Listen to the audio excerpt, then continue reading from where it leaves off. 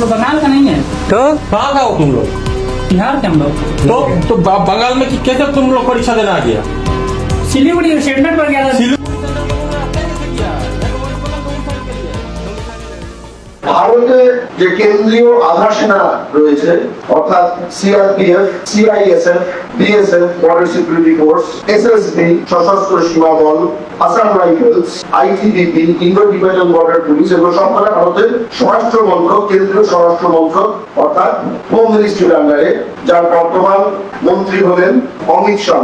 এই পদগুলোতে, এই বাহিনীগুলিতে সবচেয়ে বড় ভর্তি যেগুলি হয়, যেটা জওয়ান বলেন আপনারা, তাদের এটা ভর্তি হয় এসএসসি জিডি নামক পরীক্ষার মাধ্যমে। স্টাফ সিলেকশন কমিশন হাজার হাজার লাখ লাখ লোকজন ভর্তি হয়। এই পরীক্ষায় রাজ্য ভিত্তিক কোটা থাকে, অর্থাৎ পশ্চিমবঙ্গের জন্য বরাদ্দ কয়েক হাজার, বিহারের জন্য বরাদ্দ কয়েক হাজার, মহারাষ্ট্রের জন্য বরাদ্দ, পাঞ্জাবের জন্য বরাদ্দ অর্থাৎ সেই রাজ্যের যে স্থায়ী বাসিন্দা সেই একমাত্র সেই রাজ্যের জন্য বরাদ্দ কোটায় আবেদন জানাতে পারে।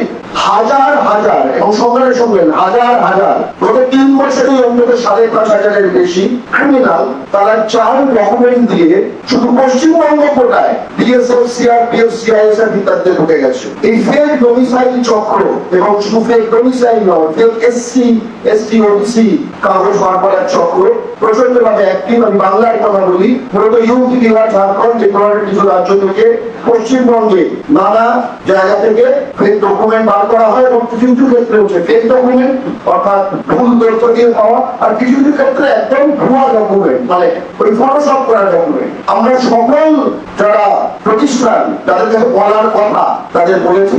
আমরা প্রথমে সিআরপিএফ এর কাছে গেছি, তারা নোডাল এজেন্সি, সব তথ্য প্রমাণ দিয়েছি। আমরা পুলিশের কাছে গেছি, আমরা এসডিও গুলো ঘেরাও করেছি, উনি গেছেন, আমরা গেছি কলকাতা হাইকোর্টে, আমরা মামলা করেছি। এটা তদন্তের অধীন। এই সব চলতে চলতে এই বছরেও আবার এরকম ভাবে ঢুকতে শুরু করেছে। বাঙালি পীর রজত ভট্টাচার্য এবং গিরিধারী রায় তারা যান, কোন রকম হিংসা নয়, স্পষ্ট জিজ্ঞেস করেছেন তুমি কোন রাজ্যে পরীক্ষা দিতে এসছো, কোন রাজ্যকে নিজেকে দেখিয়ে দুটো মিসম্যাচ, সেই ক্রিমিনাল যে এই কাজটি করছে এই ক্রিমিনালদের ধরেছিল। এবং আজও অবস্থা যে আজকে যে দুটো ক্রিমিনালকে ধরেছিল তারা আপন স্টেটে ঘরে হাওয়া খাচ্ছে আনন্দে, এবং যে 2 বাঙালি বীর আমি বলবো তারা আমাদের জাতীয় বীর, তারা জাতীয় নায়ক, তারা এই মুহূর্তেও তারা জেলে বসে আছে, তারা গ্রেপ্তার হয়েছে। বাংলা পক্ষের এই ঐতিহাসিক লড়াই আন্দোলন বিফলে যায়নি। আমার হাতে আছে সিআরপিএফ এর যারা নোডাল এজেন্সি তাদের বিস্তারিত চিঠি। আমি সেই চিঠি 2 নম্বর পয়েন্ট এবং সংখ্যাগুলো পড়ে শোনাবো। ফেক ডোমিসাইল দিয়ে চাকরি পাওয়া, এসএসসি জিডি 2021, এসএসসি জিডি 2022, রজত ভট্টাচার্য এবং গিরিধারী রায় 2 বীর বাঙালি গ্রেপ্তার না হলে মিডিয়ার ঘুম ভাঙতো না, কারোর ঘুম ভাঙতো না। এটা লজ্জার কথা। 2021-এ নিয়োগ হয়েছিল, নাম্বার সকলে নোট করবেন, স্তম্ভিত হয়ে যাবেন সকলে। 2021-এ নিয়োগ হয়েছিল 3000 জন, 1874 জন ফেক। তার পাশে আছে 2022 6000 রিক্রুটমেন্ট হয়েছিল, 6000 বাংলার কোটায় 6000। তার মধ্যে 3627 একটা এসএসসি জিডি পরীক্ষায় 60% জালিয়াত। এপিএস এ বলে টাকা নিয়ে রবীন্দ্র ঢোকালে কিছু হবে না, এপিএস এ বলে ভোট করতে হবে কি হবে না, এপিএস এ বলে মাস মান্থলি হবে কি হবে না, কাশ্মীরকে জঙ্গি ঢুকতে কি হবে না। আমার কাছে একটা চিঠি আছে, বিহারের কোন কেন্দ্রীয় মন্ত্রী তার রেফারেন্স দিয়ে বাংলা রাজ্য কোটায় জাল ডোমিসাইল দিয়ে বিএসসি সিআরপিএফ এ ঢুকিয়েছে। সে সিআরপিএফ এর নাম, জওয়ানের নাম বলবো, তার নাম দীপক কুমার পান্ডে। গিরিরাজ সিং নামক কেন্দ্রীয় মন্ত্রী কি জানে এখানে কোন কেন্দ্রীয় মন্ত্রীর কথা বলা হচ্ছে? বা দীপক কুমার পান্ডে নামক ব্যক্তিকে কেন্দ্রীয় মন্ত্রী গিরিরাজ সিং চেনে?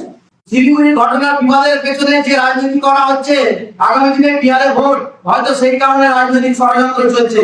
এবার বলছি দেখুন, ভারতবর্ষের প্যারামিলিটারি ফোর্সের ভেতর পাকিস্তানের গুপ্তচর ঢুকে রয়েছে। আমি চ্যালেঞ্জ করছি, যদি আমার কথা মিথ্যে হয় তাহলে আমাকে আমার ভারতের আইন যেন আমাকে সর্বস্ব সাজা মৃত্যুদণ্ড দেয়। ভারতবর্ষের সুরক্ষার স্বার্থে আমি এটা বলতে বাধ্য হচ্ছি। আমি ভারতীয় জনতা পার্টির একজন কার্যকর্তা এবং হুগলি জেলার সাধারণ সম্পাদক তপশিলি মোর্চা। তবু আমি বলতে বাধ্য হচ্ছি যে আমাকে আমার দলের পক্ষ থেকে লোকসভা ভোটের আগে এই বিষয় প্যারামিলিটারি বিষয় এই বিষয়টি মিডিয়ার সামনে না তুলে ধরি, তার জন্য আমাকে বারণ করা হয়েছিল। লিখিত আমাকে মৌখিকভাবে জানানো হয়েছে, আমি বলেছি আমি মৌখিকভাবে শুনবো না, আমাকে লিখিতভাবে দিন। তাই লিখিত আকারে আমাকে দিয়েছিল যে আমাদের রাজ্য সভাপতি মাননীয় সুকান্ত মজুমদার মহাশয়ের নির্দেশে আমি যেন লোকসভা ভোটের আগে বিষয়টি নিয়ে মুখ না খুলি।